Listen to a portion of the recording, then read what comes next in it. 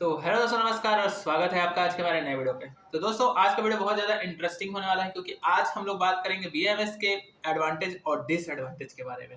दोस्तों, अगर आप डॉक्टर बनना चाहते हो और आपने नीट का एग्ज़ाम दिया है और उसके बाद भी आपका सिलेक्शन नहीं हुआ और आपके स्कोर कम आए हैं, या फिर आप बीएमएस ही करना चाहते हो इसलिए आपने नीट का एग्ज़ाम दिया है, तो मान लो अगर आपका अच्छा खासा स्कोर आ जाता है और आपको गवर्नमेंट कॉलेज मिलता है, बेस्ट गवर्नमेंट कॉलेज, तो आपका जो एक्सपीरियंस रहेगा 5.5 साल का वो बेस्ट रहेगा।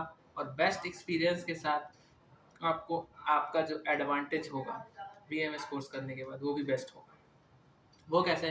क्योंकि जब आप बेस्ट कॉलेज से बीएमएस कंप्लीट करोगे तो आपका जो खुद का क्लिनिकल एक्सपीरियंस रहेगा वो बहुत अच्छा रहेगा और आपके पास जो पेशेंट आएंगे प्योर आयुर्वेदिक ट्रीटमेंट के लिए, वैसे पेशेंट को आप बहुत अच्छा बेहतर इलाज दे पाओगे, साइड इफ़ेक्ट फ्री इलाज, जो एलोपैथी में पॉसिबल नहीं है।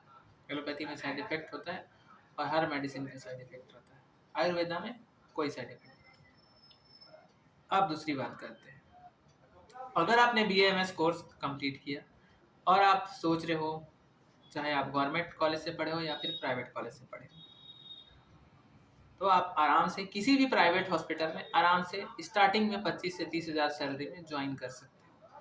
बट उसके लिए आपके पास क्लिनिकल एक्सपीरियंस का होना बहुत ज़्यादा इम्पॉर्टेंट है। एटलीस्ट 1 साल का एक्सपीरियंस आपके पास होना चाहिए, चाहे आपके खुद के मेडिकल कॉलेज के हॉस्पिटल का या फिर उस हॉस्पिटल से बाहर अगर आप कहीं पे टाइम दे रहे हो, सीख रहे हो चीज़ों को, तो फिर वो आपके लिए बहुत अच्छा काम करेगा। जस्ट पास आउट होने के बाद आपको आराम से 25-30 हज़ार सैलरी स्टार्टिंग में ही मिल जाएगा। नेक्स्ट अगर बात करें, अगर आप बीएमएस कंप्लीट किए मान लो, और बीएमएस कंप्लीट होने के बाद आप पीजी की तैयारी करने लगे और आपको सर्जन बनना है, आपको सर्जरी में इंटरेस्ट है मान लो, या फिर आपको प्योर पाइल्स फिस्टुला का सर्जन बनना है, तो आप क्षार सूत्र का जो कोर्स है केरल से जाके कर सकते हो। ये 6 महीने का और 3 महीने का सर्टिफिकेट कोर्स होता है। उस कोर्स को करने के बाद आप आराम से पाइल्स फिस्टुला का सर्जरी कर सकते हो।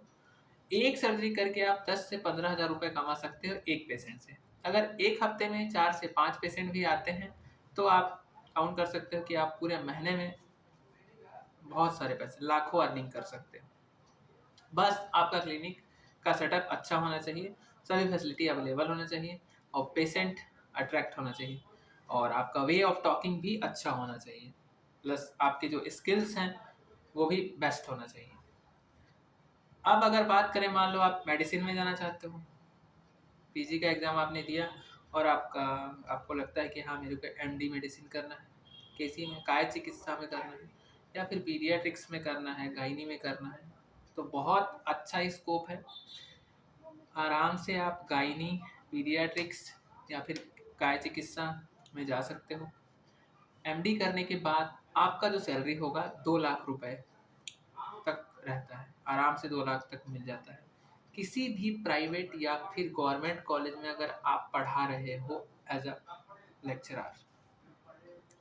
और ये तो 2 लाख हो गया। उसके अलावा अगर किसी प्राइवेट हॉस्पिटल में आपने ज्वाइन किया, मान लो आप एमडी है काय चिकित्सा से, तो आप आराम से 1 लाख रुपए तक, 1 से 1.5 लाख रुपए तक सैलरी आप आराम से पा सकते हो और अच्छा खासा एक्सपीरियंस भी आपको मिलेगा, एक्सपोजर भी आपको मिलेगा। ये एडवांटेज बहुत इम्पोर्टेंट है। अगर आपने सही टाइम पे, सही जगह पे, सही तरीके से अपने आप को रखा तो आप एक अच्छा खासा बेस बना पाओगे। अब अगर बात करें इन सब को छोड़ के, मान लो आपने एमडी नहीं किया, एमएस भी नहीं किया, तो नेक्स्ट आप कर सकते हो MPH, master of public health. ये जो कोर्स है ये भी बहुत इंटरेस्टिंग है। इस कोर्स को करने के बाद आराम से आप किसी भी गवर्नमेंट हॉस्पिटल में 50 से 60 हज़ार रुपए की सैलरी में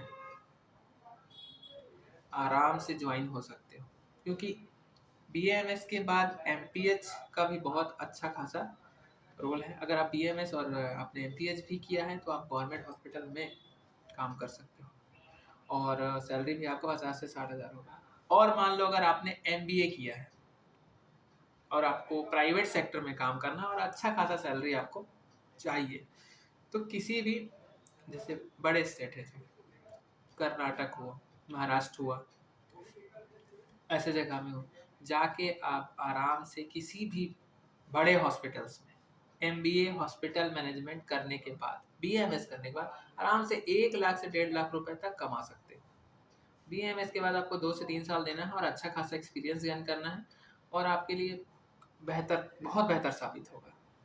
ये छोटी छोटी बातें हैं, ये बातें आपको हर कोई नहीं बता पाएगा, क्योंकि मेरे पास 8 से 10 साल का एक्सपीरियंस है और मैंने देखा है मेरे कुछ फ्रेंड्स ऐसे हैं जो एमपीएस करके मेडिकल कॉलेज में पढ़ा रहे हैं, जिनका सैलरी 1 लाख 1 लाख 20 हज़ार है, 1 या 2 सब्जेक्ट्स ही पढ़ाते हैं। ऐसे भी फ्रेंड हैं जो एमबीए किए हैं, वो अच्छा खासा अर्निंग कर रहे हैं, गवर्नमेंट में हैं।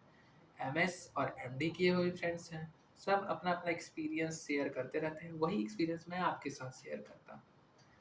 गवर्नमेंट मेडिकल कॉलेज से पढ़ा हुआ स्टूडेंट या फिर प्राइवेट मेडिकल कॉलेज से पढ़ा हुआ स्टूडेंट किसी भी प्राइवेट हॉस्पिटल में जाकर अगर इंटरव्यू देगा तो केवल एक्सपीरियंस मैटर करेगा। अगर दोनों के पास एक्सपीरियंस नहीं है तो दोनों का सैलरी भी वैसा ही रहेगा, 10-15 हज़ार 20 हज़ार, उससे ज़्यादा नहीं रहेगा, जस्ट पास आउट होने के बाद। अगर प्राइवेट मेडिकल कॉलेज या फिर गवर्नमेंट, दोनों में से किसी का भी एक्सपीरियंस अच्छा रहा तो वैसे जो डॉक्टर्स रहेंगे उनका जो सैलरी रहेगा वो अपने आप ज़्यादा मिलेगा उनको। अब बात करते हैं डिसएडवांटेज के बारे में। तो ऐसे स्टूडेंट जिनको लगता है कि भाई एमबीबीएस मिला नहीं, अब तो मजबूरी है, बीएमएस कर लेना चाहिए, तो सबसे बड़ा डिसएडवांटेज तो यही है आप लोगों के लिए। अगर आपको खुद नहीं पता है कि आपको अगर एमबीबीएस ही करना था तो आपको एमबीबीएस ही करना था, उसके बाद दूसरा कोई चॉइस रखना ही नहीं था कि मेरे को बीएमएस कर लेना है या बीडीएस कर लेना है या फिर बीएचएमएस कर लेना है। ये तो आपका बहुत बड़ा गलती है, इस चीज़ को आपको समझना है। क्योंकि अगर मान लो आपको एमबीबीएस करना था तो फिर आपका पूरा फोकस तो एमबीबीएस ही था, होना चाहिए ना। उसके बाद दूसरा आपका ये नहीं होना चाहिए कि नहीं मैं ये कर लेता हूँ। अगर मजबूरी में आपने बीएमएस किया तो उसके बाद आपका जो उम्मीद रहेगा वो एमबीबीएस के जैसा रहेगा कि हाँ मैं बीएमएस कोर्स कर लिया हूँ, अब मेरे को 60-70 हज़ार रुपए सैलरी मिल जाएगा। और होता क्या है, उसके बाद जब आप किसी प्राइवेट हॉस्पिटल में जाके खड़े होते हो तो आपको जब बोलते हैं 15 हज़ार देंगे, 20 हज़ार देंगे, या फिर नहीं ही देंगे या फिर बुलाते ही नहीं है, तब आप डीमोटिवेट हो जाते हो। तो ऐसे लोग जो हमेशा ये सोचते हैं कि हाँ चलो अब कुछ नहीं मिला, मजबूरी में कर लेते हैं, तो भाई बिल्कुल बीएमएस मत करना। क्योंकि अगर मान लो किसी प्राइवेट हॉस्पिटल में आपने 15-20 लाख रुपए लगा के किसी प्राइवेट मेडिकल कॉलेज से आपने एडमिशन लेके बीएमएस कंप्लीट किया और उसके बाद फिर आपको ये लग रहा है कि मैंने इस कोर्स में एडमिशन क्यों ले लिया, रिग्रेट हो रहा है क्यों कर लिया, उसके बाद क्योंकि आप फिर चैन से रह नहीं पाओगे ना, गिल्ट में रहोगे आप कि मेरे को फिर से तैयारी कर लेना चाहिए था क्या, मेरे को नीट का एग्जाम एक बार और देना चाहिए था क्या। ऐसा बिल्कुल मत करना। अगर आपको एमबीबीएस करना है तो एमबीबीएस ही करो, और बीएमएस करना है तो बीएमएस ही करो। क्योंकि हमेशा ऑप्शन एक ही रखो, दो मत रखना, सिंगल ऑप्शन रखना। अगर आप अच्छे से स्टडी कर रहे हो, पढ़ रहे हो, क्योंकि कंफ्यूज हो जाओगे आप ऐसे में, और वही आपके लिए बहुत बड़ा डिसएडवांटेज हो जाएगा आगे के लिए। मान लो आपने कोर्स किया, कोर्स करने के बाद किसी क्लिनिक में जा रहे हैं, मान लो अपने सर के जो प्योर आयुर्वेदिक प्रैक्टिस करते हैं, और आपको इंटरेस्ट है नहीं, आपने कोर्स इसलिए किया क्योंकि आपको एलोपैथी मेडिसिन करने के लिए मिल जाएगा और आपके स्टेट में अलाउ है, बट वो भी पूरी तरीके से अलाउ नहीं है, 40-50 मेडिसिन अलाउ है। तो फिर उसमें आपको लगे कि यार मैं कोर्स फालतू ही कर लिया, इसको कोर्स को नहीं करना चाहिए था। किसी प्राइवेट हॉस्पिटल में जाओगे तो लगेगा कि गवर्नमेंट कॉलेज से भी पढ़ के आया हूँ या फिर प्राइवेट कॉलेज से भी जो बच्चा पढ़ के आया है उसी के बराबर मेरे को भी सैलरी दे रहे हैं, कुछ अंतर ही नहीं है, तो फिर क्या मतलब का ये कोर्स। मान लो आपने एमडी और एमएस कर लिया, अगर वहां तक पहुंच गए मान लो, वैसे तो ज़्यादा स्टूडेंट उतना आगे तक सोचते नहीं है, बीएमएस कर लिए और सर्टिफिकेट कोर्स, डिप्लोमा कोर्स करने के बाद ही सेटल हो जाते हैं। बहुत कम ही ऐसे स्टूडेंट होते हैं जो पीजी के लिए तैयारी करते हैं। और मान लो अगर आपने पीजी के कोर्स किया, एमडी किया, एमएस किया, उसके बाद भी अगर आपके पास एक्सपीरियंस नहीं रहा और एलोपैथी वाले किसी भी प्राइवेट हॉस्पिटल में आप प्रैक्टिस करते रहे तो 1 लाख 1.5 लाख तक ही कमा पाओगे। खुद का क्लिनिक आप नहीं जमा पाओगे, खुद के क्लिनिक सेटअप नहीं कर पाओगे उतने अच्छे तरीके से, क्योंकि पूरी मेडिसिन आपको अलाउ नहीं रहेगी, और जो मेडिसिन आपको अलाउ रहेगा उसमें आप कुछ हद तक ही ट्रीटमेंट कर पाओगे, बहुत सारे पेशेंट्स आपको रिफर करना रहेगा, तो मिला जुला के आप फंस जाओगे बीच में। ये बहुत बड़ा डिसएडवांटेज रहेगा।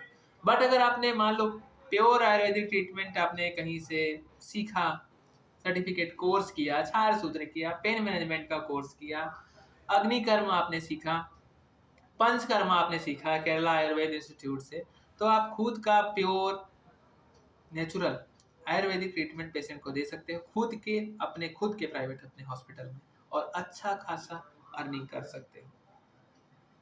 तो दोस्तों आज का वीडियो यहीं पे एंड करते हैं और मिलते हैं नेक्स्ट वीडियो पे। चैनल को बस ऐसे ही सपोर्ट करते रहिएगा, लाइक कीजिए, सब्सक्राइब कीजिए। आज का वीडियो आपको कैसा लगा कमेंट बॉक्स में कमेंट करके जरूर बताइएगा। आप सभी को दिल से थैंक यू। अगर आपके कुछ डाउट हैं, इस वीडियो के डिस्क्रिप्शन में इंस्टाग्राम का लिंक दे दूंगा, वहां पे आप अपने डाउट्स पूछ सकते हैं। आप सभी को दिल से धन्यवाद।